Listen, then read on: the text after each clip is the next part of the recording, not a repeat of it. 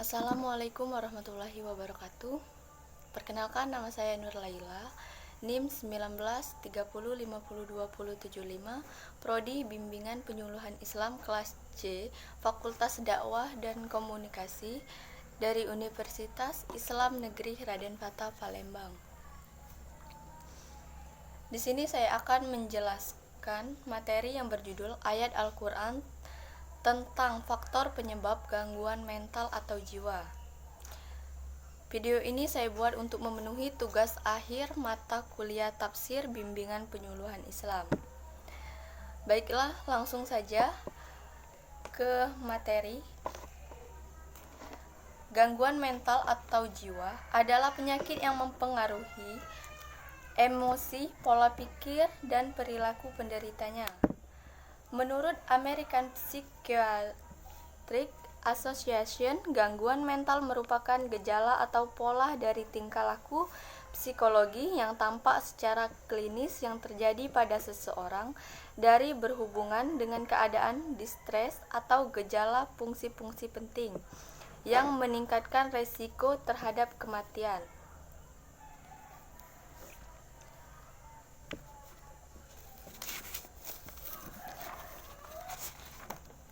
Faktor penyebab gangguan jiwa atau mental. Seseorang bisa terkena gangguan mental atau jiwa mulai dari menderita penyakit tertentu sampai mengalami stres akibat peristiwa trauma seperti ditinggal mati orang yang disayang, gangguan kecemasan, gangguan bipolar, depresi, skizofrenia, gangguan tidur, kehilangan pekerjaan, dan lain-lain.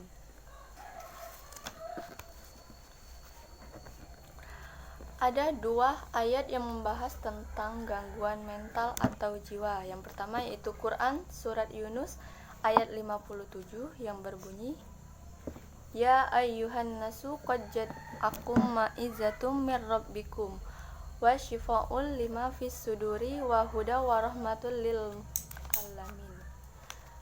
Yang artinya, hai manusia, sesungguhnya telah datang kepadamu pelajaran dari Tuhanmu dan penyembuh bagi penyakit-penyakit yang berada di dalam dada dan petunjuk serta rahmat bagi orang-orang yang beriman. Yang kedua yaitu Quran surat Al-Isra ayat 82 yang berbunyi, wa nanuzzilu minal qur'ani wa huwa shifa'u wa rahmatul lil mu'minuna wa layazilu zalimna ila kasyiro, yang artinya, dan kami turunkan dari Al-Quran suatu yang menjadi penawar dan rahmat bagi orang-orang yang beriman, dan Al-Quran itu tidaklah menambah kepada orang-orang yang zalim kecuali kerugian.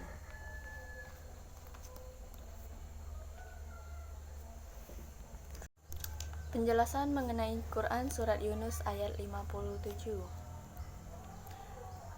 Kitab suci ini memberikan keterangan dan penjelasan mengenai kufur dan azab ilahi guna dapat mematik pengertian dan kesadaran manusia sehingga jiwa dan ruhnya menjadi bersih. Dengan demikian diharapkan manusia terjauhkan dari melakukan kejahatan dan dosa.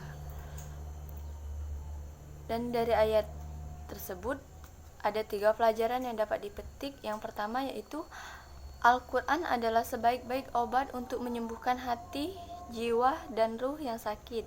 Yang kedua, untuk menyembuhkan penyakit dan berbagai problema baik individu maupun sosial dewasa ini, manusia harus mengkaji dan merenungi kitab suci Al-Quran.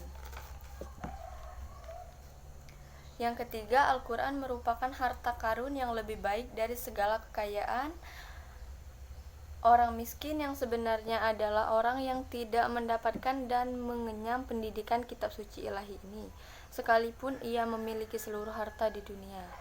Sebaliknya, orang yang kaya adalah orang yang hidupnya bersama Al-Quran, sekalipun secara lahiriah ia dalam kesempitan dan tidak mempunyai uang. Penjelasan tentang Quran surat Al-Isra ayat 82 yaitu, menurut para ahli pendidikan, seorang muslim yang memantapkan seluruh fungsi jiwanya dengan keimanan terhadap Al-Quran dan selalu mengusahakan dengan berbuat sekuat tenaga mengamalkannya, maka ia akan tumbuh dan memiliki mental yang sehat, serta mencapai kebahagiaan yang hakiki. Adapun implikasi pendidikan dari esensi Quran Surah Al-Isra ayat 82, yang pertama, agar terhindar dari segala gangguan kesehatan mental, manusia harus mengimplementasikan nilai-nilai Al-Quran dalam kehidupan sehari-hari. Yang kedua, manusia harus senantiasa meningkatkan keimanan terhadap Al-Quran agar manusia memperoleh kebahagiaan hidup dan kebahagiaan di akhirat.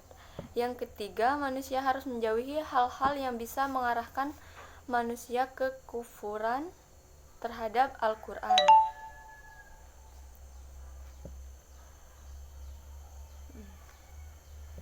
Dan kami turunkan dari Al-Quran suatu yang menjadi penawar, yakni obat bagi orang yang dapat menghilangkan kejahilan darinya dan mengusir keraguan, syubhat, dan kesesatan.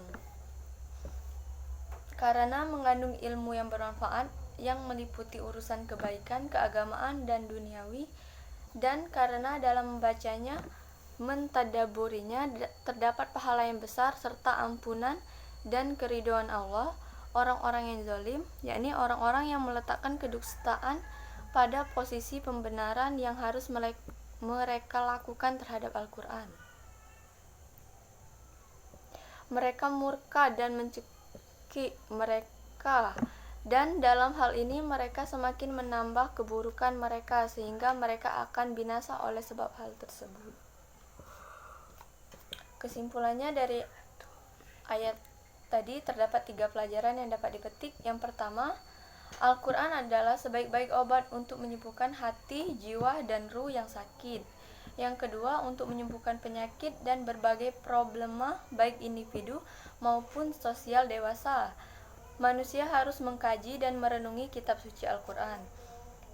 Dan yang ketiga, Al-Quran merupakan harta karun yang lebih baik dari segala kekayaan dunia. Mungkin itu saja yang dapat saya sampaikan, lebih dan kurang saya mohon maaf. Kepada Allah saya mohon ampun. Saya akhiri, wabillahi taufiq wal hidayah. Wassalamualaikum warahmatullahi wabarakatuh.